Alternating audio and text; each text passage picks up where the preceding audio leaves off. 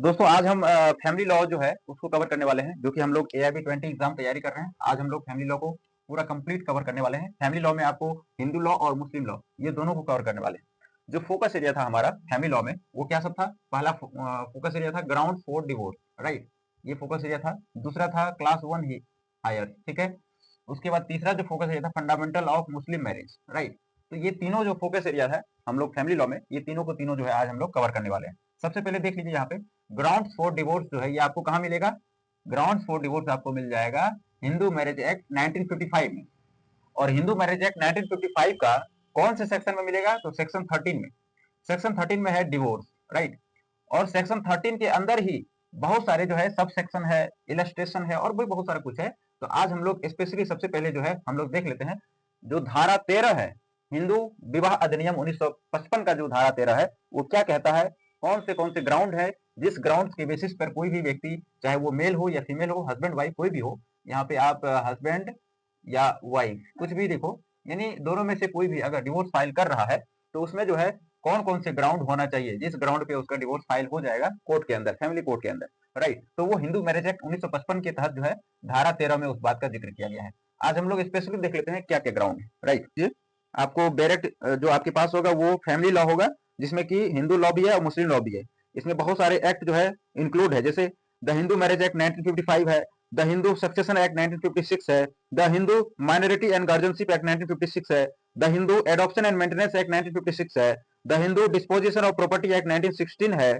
उसके बाद मुस्लिम लॉ में आ जाते हैं। मुस्लिम लॉ में है the Muslim women protection of rights on divorce act 1986 है, the dissolution of Muslim marriage act 1939 है, द मुस्लिम पर्सनल लॉ यानी शरीयत एप्लीकेशन एक्ट 1937 है, द मुस्लिम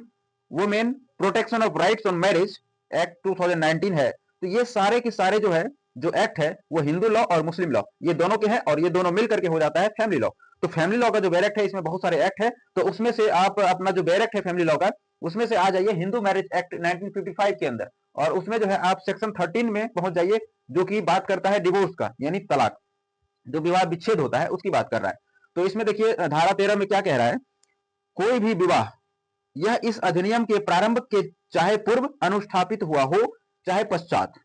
यानी ये जो अधिनियम ये जो एक्ट लागू हुआ हिंदू मैरिज एक्ट 1955 को, इसके पहले अगर कोई शादी हुआ है या इसके बाद कोई शादी हुआ है, ठीक है,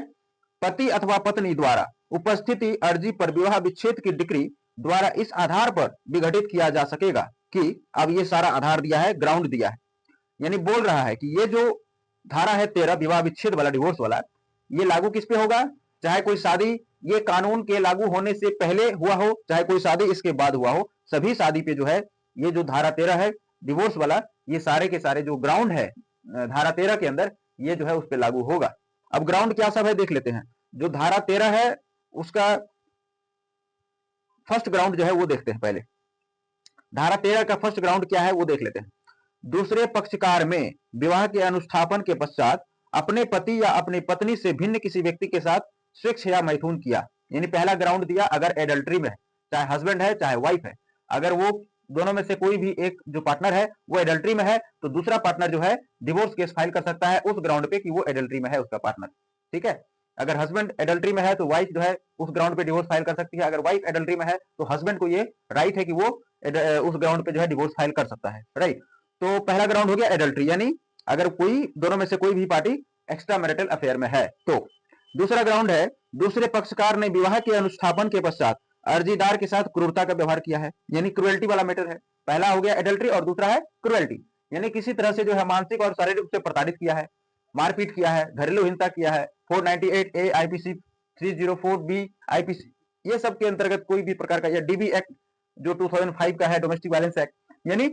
अगर किसी भी पार्टनर के साथ, यहाँ पे देखिए ध्यान देने वाली बात है, यहाँ पे बोल रहा है अर्जीदार, अर्जीदार मतलब कोई भी हो सकता है, हस्बैंड चाहे वाइफ, यानी हस्बैंड भी इस ग्राउंड पे डिवोर्स फाइल कर सकता है क्रुएल्टी के ग्राउंड पे। इस चीज को ध्यान में रखिएगा आप लोग। ये दूसरा ग्राउंड हो गया। तीसरा ग्राउंड है दूसरे पक्षकार ने अर्जी के पेश किए जाने के अव्यवहित पूर्व कम से कम 2 वर्ष की निरंतर कालावधि पर अर्जीदार को अभिव्यक्त रखा है, यानी इसको इंग्लिश में समझ लेते हैं। तीसरा ग्राउंड क्या है, has deserted the petitioner for a continuous period of not less than 2 years immediately proceeding the presentation of the petition. जो भी अर्जीदार है चाहे हस्बैंड है वाइफ है, जो भी पिटिशनर है, वो पिटिशनर जिस डेट में वो डिवोर्स पिटिशन फाइल किया है उसके कम से कम 2 साल पहले तक का जो उसका जो भी रिलेशनशिप रहा है, अगर वो सही पूर्वक नहीं रखा गया है 2 साल पहले तक का जो रिलेशनशिप है, उस ग्राउंड पे भी हो सकता है। नेक्स्ट जो ग्राउंड है वो है दूसरा पक्षकार अन्य धर्म में संपरिवर्तित हो जाने के कारण हिंदू नहीं रह गया। यानी जैसे अगर मान लीजिए हस्बैंड है, वाइफ है, ठीक है, और धर्म परिवर्तन कर लिया है, ठीक है, अपना रिलीजन ही चेंज कर लिया, ठीक है, अब पति पत्नी है, उसमें पत्नी जो है जाके मुस्लिम धर्म अपना लिया है, तो उस ग्राउंड पे भी डिवोर्स फाइल हो सकता है, पति कर सकता है। और अगर पति जो है मुस्लिम रिलीजन जो है अपना लिया है, तो पत्नी को यह राइट है कि वो उस ग्राउंड पे डिवोर्स केस फाइल कर सकती है। उसके बाद जो अगला ग्राउंड है, दूसरा पक्षकार असाध्य रूप से विकृत चित्त रहा है अथवा निरंतर या आंतरिक रूप से इस प्रकार के और इस हद तक मानसिक विकार से पीड़ित रहा है कि अर्जीदार से युक्त रूप से यह आशा नहीं की जा सकती है कि वह प्रत्यार्थी के साथ रहे। यानी अगर कोई अनसाउंड माइंड यानी मेंटली जो है पागल हो गया है, मेंटली डिजेबल्ड हो गया है, वो किसी तरह का जो है उसको समझदारी नहीं रहा, तो उस ग्राउंड पे भी अनसाउंड माइंड के ये जो ग्राउंड है, इस ग्राउंड पे भी जो है डिवोर्स केस फाइल हो सकता है। यानी अगर कोई भी पार्टनर पागल हो गया है, पहला हो गया अगर एडल्ट्री में है, दूसरा हो गया अगर क्रुएल्टी किया, तीसरा हो गया अगर 2 साल तक सही से रिलेशनशिप नहीं रहा है डिवोर्स केस फाइल करने से पहले, और चौथा ग्राउंड हो गया अगर धर्म परिवर्तन कर लिया। उसके बाद जो ग्राउंड है वो है अगर मान लीजिए कि उसका मेंटली डिजेबल्ड है, कोई भी पार्टनर अगर पागल हो गया है, अनसाउंड माइंड हो गया है, तो उस कंडीशन में जो है डिवोर्स केस फाइल हो सकता है। ये सारे ग्राउंड है, मैं आपको जो टॉपिक है ग्राउंड फॉर डिवोर्स वही बता रहा हूँ, ठीक है। तो हमारा फोकस एरिया था ग्राउंड फॉर डिवोर्स, ये आपको सेक्शन 13 में ही क्लियर हो गया। जो डिवोर्स है सेक्शन 13 में विवाह विच्छेद, इसके अंदर बहुत सारे जो है क्लॉजेस है और सारे क्लॉज में जो है कंडीशन दिया है, ग्राउंड दिया है कि किस ग्राउंड पे ये होगा, डिवोर्स हो सकता है, फाइल हो सकता है। तो ये हम लोग जो है क्लियर कर लिए हैं, लेकिन हम जो है आप सभी को 13A और 13B ये दोनों हम लोग समझ लेते हैं, राइट। तो 13A में कह रहा है alternative relief in divorce proceeding, और 13B में बोल रहा है डिवोर्स बाय म्यूचुअल कंसेंट। ये दोनों को हम लोग समझ लेते हैं। 13A में क्या कह रहा है, ध्यान से देखिएगा। 13A में कह रहा है alternate relief in divorce proceedings, यानी विवाह विच्छेद की कार्रवाइयों में प्रत्यार्थी को वैकल्पिक अनुतोष, क्या वैकल्पिक अनुतोष है जब डिवोर्स प्रोसीडिंग होता है, उसमें क्या क्या ऑप्शन है, जो भी मान लीजिए पार्टी है उसको, तो इस अधिनियम के अधीन किसी कार्यवाही में विवाह विच्छेद की डिग्री द्वारा विवाह के विघटन के लिए अर्जी पर उस दशा को छोड़कर जिसमें अर्जी धारा 13 की उपधारा 1 के खंड 2, 6 और 7 में वर्णित आधारों पर है, यदि न्यायालय मामले में उपस्थिति को ध्यान में रखते हुए यह न्याय संगत समझता है तो वह विवाह विच्छेद की डिग्री के बजाय न्यायिक पृथक्करण के लिए डिग्री पारित करेगा। यानी कहीं ना कहीं जो है जुडिशियल सेपरेशन में उसको भेजा जाएगा। जैसे कि आप लोग समझते होंगे कि जैसे डिवोर्स पिटीशन फाइल किया पार्टी और उसको मेडिसिन में भेजा गया, या मान लीजिए जुडिशियल सेपरेशन में भेजा गया, तो अगर मान लीजिए उसमें कंडीशन दिया है, अगर 13 जो है धारा 13 का उपधारा 1 के खंड 2, 6 और 7 में वर्णित जो भी ग्राउंड है, अगर उस ग्राउंड को छोड़कर किसी अन्य ग्राउंड के आधार पर डिवोर्स फाइल हुआ है, तो उस कंडीशन में क्या होगा, उसको जुडिशियल सेपरेशन के लिए भेजा जाएगा अंडर सेक्शन 13A, राइट। ये बात कर रहा है। फिर 13B को समझते हैं, इसमें है डिवोर्स बाय म्यूचुअल कंसेंट, यानी पारस्परिक सम्मति से विवाह विच्छेद, दोनों पार्टी का सहमति से जो डिवोर्स होता है, यानी म्यूचुअल कंसेंट के आधार पर, उसकी बात कर रहा है। 13B में कह रहा है कि इस अधिनियम के उपबंधों के अधीन रहते हुए यह है कि विवाह के दोनों पक्षकार मिलकर विवाह विच्छेद की डिग्री द्वारा विवाह के विघटन के लिए अर्जी, चाहे ऐसा विवाह विधि संशोधन अधिनियम 1976 के प्रारंभ के पूर्व या उसके पश्चात अनुस्थापित किया गया हो, जिला न्यायालय में इस आधार पर पेश कर सकेंगे कि वह 1 वर्ष या उससे अधिक समय से अलग रह रहे हैं और वे एक साथ नहीं रह सके हैं तथा इस बात के लिए परस्पर सहमत हो गए हैं कि विवाह का विघटन कर दिया जाना चाहिए। यानी बोल रहा है 13B जो है 13 ख धारा 13 ख हिंदू मैरिज एक्ट 1955 का, इसमें बोल रहा है कि अगर दोनों पार्टी जो है पिछले 1 साल से जो है अलग रह रहा है, ठीक है, 1 साल से अलग रह रहा है और उसको पता है दोनों पार्टी को कि हम लोग जो है आपस में नहीं रह सकते, हम लोग एक दूसरे का जो सोच है वो मैच नहीं हो रहा है, वाइब मैच नहीं हो रहा है, तो वो दोनों पार्टी जो म्यूचुअल कंसेंट के आधार पर क्या करेगा, दोनों पार्टी डिवोर्स पिटीशन फाइल करेगा और उसको जो है अंडर सेक्शन 13B जो है उसको म्यूचुअल कंसेंट के आधार पर डिवोर्स मिल जाएगा, ठीक है। तो हम लोग ग्राउंड फॉर डिवोर्स समझ लिए सेक्शन 13 में, उसके बाद 13A को भी समझ लिए क्या क्या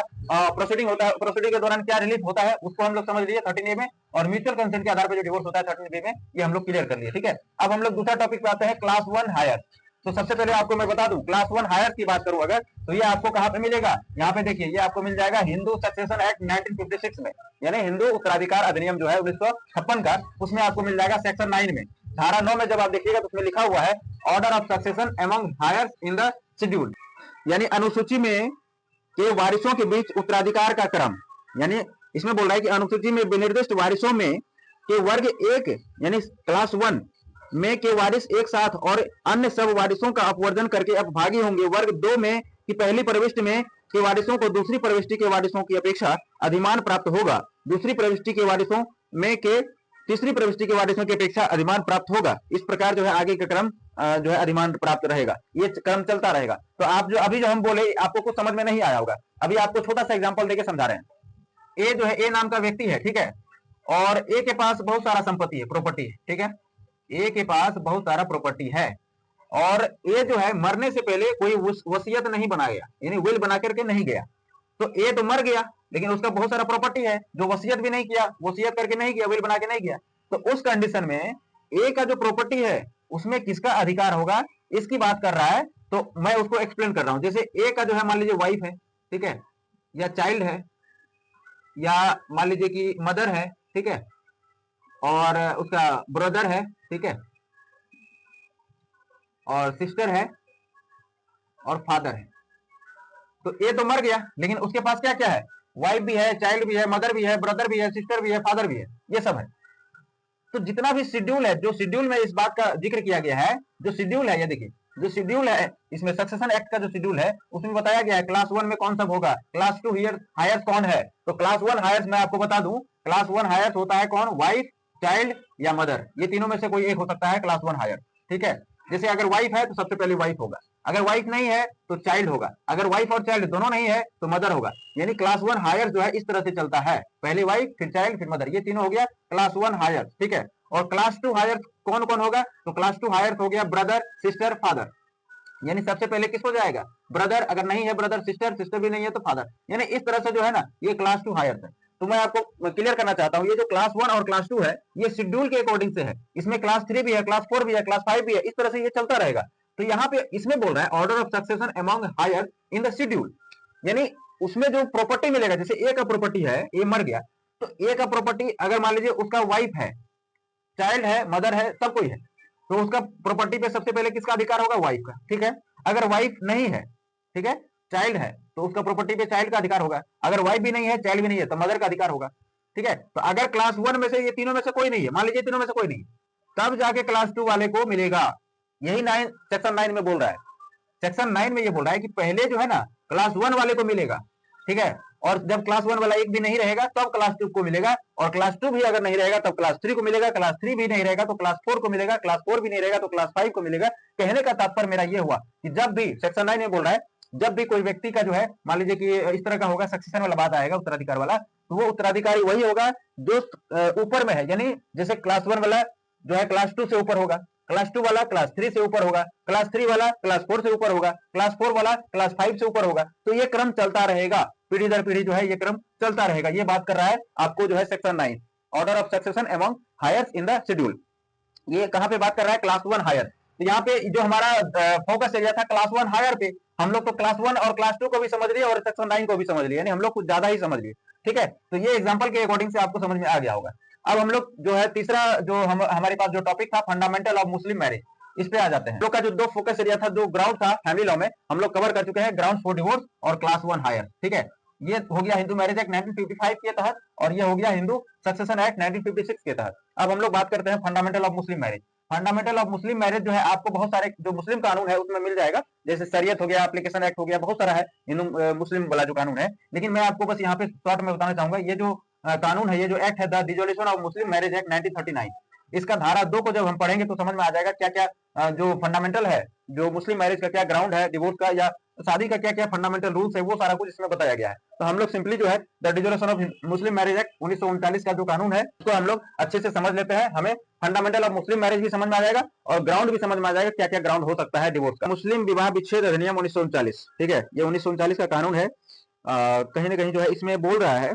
मुस्लिम विधि के अंतर्गत विवाहिता स्त्रियों द्वारा, ठीक है, विवाहों के विच्छेद के लिए दायर किए गए वादों से संबद्ध मुस्लिम विधि के उपबंधों को समेकित और स्पष्ट करने के लिए और विवाहिता मुस्लिम स्त्री द्वारा इस्लाम धर्म के त्याग से उसके विवाह बंधन पर प्रभावों के संबंध में संदेहों को दूर करने के लिए अधिनियम, यानी इस कानून का इसमें इंट्रोडक्शन दे रहा है कि ये कानून जो है इस वजह से बनाया गया है, ठीक है। जबकि मुस्लिम विधि के अंतर्गत विवाहिता स्त्रियों द्वारा विवाहों में विच्छेद के लिए दायर किए गए वादों से संबंध मुस्लिम विधि के उपबंधों का समेकित और स्पष्ट किया जाना और विवाहिता मुस्लिम स्त्री द्वारा इस्लाम धर्म के त्याग और उसके विवाह बंधन पर प्रभावों के संबंध में संदेहों का दूर करना वांछनीय है। कहीं ना कहीं जो है इस कानून का यह उद्देश्य है, ये बता रहा है। ठीक है, धारा 2 में हम आ जाते हैं डायरेक्ट, विवाह विच्छेद की डिक्री, यानी यहाँ पे जो आपको बताया ग्राउंड, यानी सेक्शन 2 में बोल रहा है ground for decree for dissolution of marriage, यानी विवाह विच्छेद अगर होता है, सिंपली समझिए अगर डिवोर्स होता है तो विवाह विच्छेद की डिक्री के लिए आधार क्या आधार हो सकता है मुस्लिम कानून में, वो हम बात कर रहे हैं मुस्लिम लॉ में। ठीक है,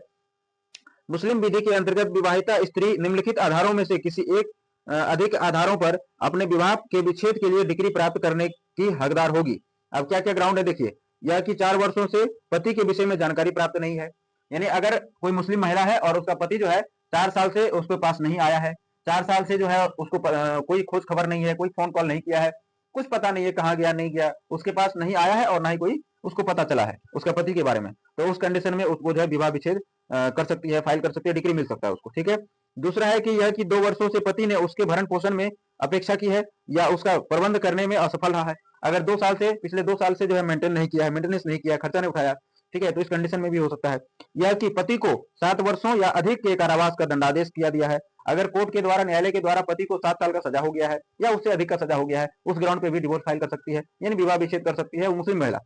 चौथा जो ग्राउंड है यह कि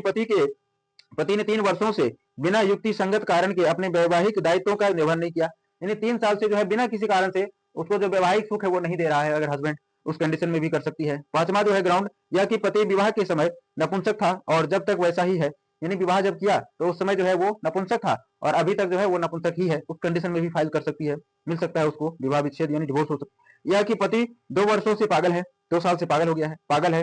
और अत्यप्त संक्रमणीय रजित रोग, अगर कोई उस तरह का रोग है, संक्रामक रोग है, उससे पीड़ित है या पागल है तो भी वो कर सकती है। यह कि उसके 15 वर्ष की अवस्था प्राप्त करने के पूर्व ही उसके पिता या दूसरे संरक्षक से उसका विवाह करा दिया था और उसने 18 वर्ष की आयु प्राप्त करने से पहले विवाह को अस्वीकार कर दिया था, परंतु यह कि विवाह पूर्णतया को ना प्राप्त हुआ हो, यानी अगर उसका शादी जो है 18 वर्ष से कम उम्र में करा दिया गया था 15 साल की अवस्था में, और जब तक उसका उम्र 18 साल हुआ तो उससे पहले जो है वो उससे जो है अस्वीकार कर दिया था, इस कंडीशन में भी वो उसको डिग्री मिल सकता है। फिर उसका अगला ग्राउंड है यह कि पति उसके साथ निर्दयतापूर्ण व्यवहार कर रहा है, अगर कोई दया का भावना नहीं कर रहा है, पति उसको मारता पीटता है, क्रूरता कर रहा है, निर्दय वाला भावना के साथ उसके साथ जो है व्यवहार कर रहा है, उस कंडीशन में भी मुस्लिम महिला को डिवोर्स मिल सकता है। उसके बाद जो है बहुत सारे ग्राउंड दिया हुआ है, इसके अंतर्गत जो है अब बहुत सारा ग्राउंड है। फिर यहाँ पे बताया है कि यदि किसी अन्य ऐसे आधार पर जिससे मुस्लिम विधि के अंतर्गत विवाहों को विच्छेद के लिए वैध रूप में मान्यता प्राप्त हो, अगर कोई और भी आधार है जो मुस्लिम लॉ के अकॉर्डिंग से है कोई वैध, तो वो भी उस ग्राउंड पे भी वो कर सकती है। यानी ये सारे जो है जो 9 इसमें जो ग्राउंड है, ये सारे ग्राउंड है मुस्लिम महिलाओं के लिए, जो मुस्लिम शादी का है, dissolution of Muslim marriage act 1939, इसमें जो है सेक्शन 2 में जो है इस बात को अच्छे से बताया गया है। इसमें जो है 1 से लेकर के टोटल 9 ग्राउंड है और 8 और 9 ये दोनों जो है, ये दोनों में भी बहुत सारे अलग अलग ग्राउंड है, जैसे कि 1 है फिर 2 है, इस तरह से। ठीक है, तो इसमें जो है बहुत सारे है, तो ये सारा जो है यानी समझिए 1 से लेकर 9 तक का जो ग्राउंड है सेक्शन 2 का, वो बताया गया है कि मुस्लिम मैरिज में जो है फंडामेंटल ऑफ मुस्लिम मैरिज क्या है और मुस्लिम मैरिज में डिसोल्यूशन कब होगा और किस कंडीशन में होगा, किस ग्राउंड पे होगा, ये सारी चीज बताया गया है। तो देखिए आज हम लोग जो है ground for divorce Hindu marriage act 1955 को समझ लिए, उसके बाद ये जो है सेक्शन 39 का सारा ग्राउंड समझ लिया और 13A 13B समझ लिए, उसके बाद क्लास 1 हायर को भी समझ लिए हम लोग ये सक्सेशन एक्ट 1956 में, उसके बाद फंडामेंटल ऑफ मुस्लिम मैरिज को भी समझ लिए। तो हम लोग जो है जो फैमिली लॉ का जो ग्राउंड जो हमारे पास जो फैमिली लॉ का टॉपिक था, फोकस एरिया था, वो सारे के सारे फोकस एरिया को हम लोग कवर कर चुके हैं। उम्मीद करते हैं कि आपको ये वीडियो यूजफुल लगा हो। वीडियो को जरूर लाइक करें, अपने सभी दोस्तों के साथ, सभी कॉन्टेक्ट में सभी के साथ जरूर शेयर करें, और अगर चैनल पे पहली बार आए हैं तो प्लीज अपने चैनल को सब्सक्राइब जरूर कर लें। बहुत जल्द जो है, बहुत कम समय बचा हुआ है आप सभी का जो है AIB20 एग्जाम का, और इसीलिए मैं अपकमिंग जो है जल्दी जल्दी फास्ट में सारे जो हमारा जो टारगेट था वो सारा कुछ जो हम लोग जल्दी जल्दी फास्टली में हम कवर करने वाले हैं, और आने वाले 1-2 दिन यानी एग्जाम से जो है 2-3 दिन पहले जो है आपके लिए बहुत ज्यादा यूजफुल सा वीडियो आएगा कि एग्जाम के समय में जो है क्या क्या लेके जाना है, बेरेट कैसे रखना है एग्जाम के समय, और कौन सा यूनिफॉर्म पहन के जाना है। बहुत सारे क्वेश्चन जो है बहुत सारे कैंडिडेट के मन में है, तो मैं ये चाह रहा हूँ कि एग्जाम से 2-3 दिन पहले जो है वो वीडियो अपलोड हो जाए और बहुत ही ज्यादा यूजफुल वीडियो होने वाला है।